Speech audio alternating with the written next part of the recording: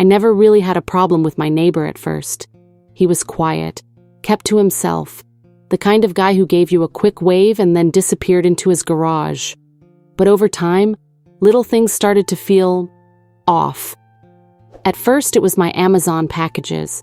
They'd go missing, just small stuff. A book, dog treats, a kitchen gadget I was kind of excited about. At first, I blamed the delivery drivers, or maybe porch pirates. You know how it is these days. But then I started noticing that the guy next door, he always seemed to be outside, right after a delivery truck came by. Once I saw him walk out, check his own mailbox, then glance over at my porch like he was just checking the neighborhood. I didn't want to jump to conclusions. Maybe it was all in my head, but then came the excuse. One day, I asked him if he'd seen a small box I was waiting for, just casually.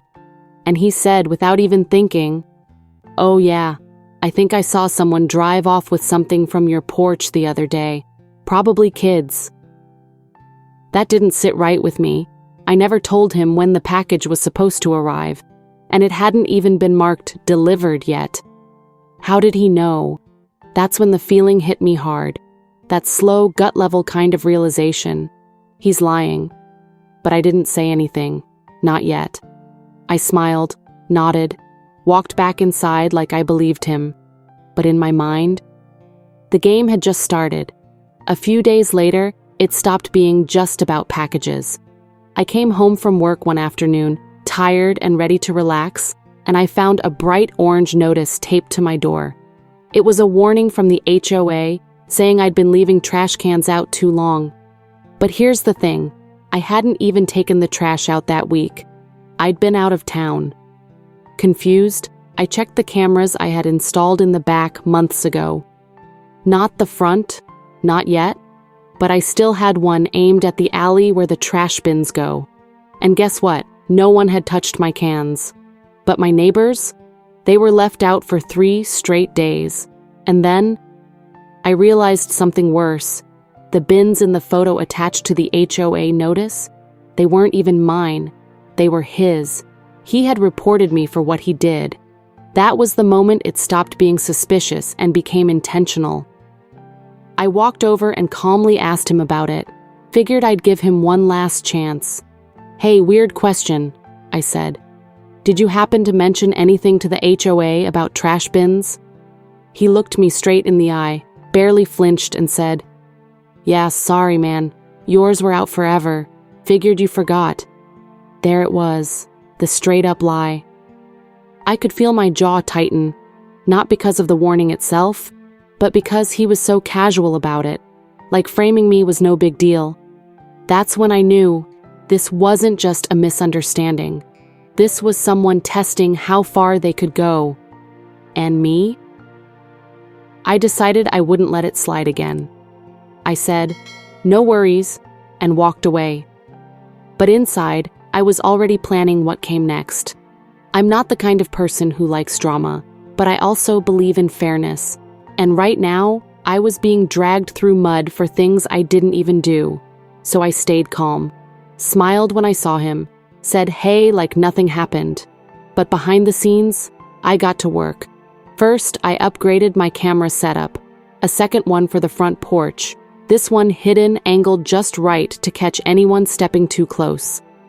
I also logged the timestamps from every delivery that week. I even told a friend to drop off a decoy package. Something light, something worthless, just to see what would happen. The neighbor, of course, acted like everything was fine. He waved, chatted about the weather, even complimented the flowers on my porch, like he hadn't just reported me for something he did himself. Then came the moment I'd been waiting for. The decoy package arrived. I made sure it looked real. Even left a little branding on the box to make it tempting. Dropped it around noon on a Tuesday. By 4 o'clock, it was gone. Just like that. And not even 10 minutes later, I saw him stroll back into his garage, holding something just about the same size. He didn't see the camera, of course. He never even looked. I checked the footage, crystal clear. His face, his hand on the box, him walking away like he owned the place. I didn't feel angry in that moment. I felt focused, steady, like I had finally taken back control of the story. He thought he was smart. He thought he could keep lying and no one would push back. But now, I had proof, and I was ready to use it. I gave it one more day, just enough time for the neighbor to pretend like nothing happened. He smiled at me the next morning like we were old friends. "Package come in okay?" he asked, grinning like a game show host. I nodded. "Yeah, something small, nothing important." He had no clue I had it all on camera, but I wasn't planning on confronting him directly, not yet. Instead, I took the footage, the timestamps, and the HOA notice, and I sent everything in an email, one copy to the homeowners board, one to building management, and one to the local neighborhood group on Facebook. No accusations, just facts. The video spoke louder than I ever could. Within hours, people started commenting. "That's your neighbor?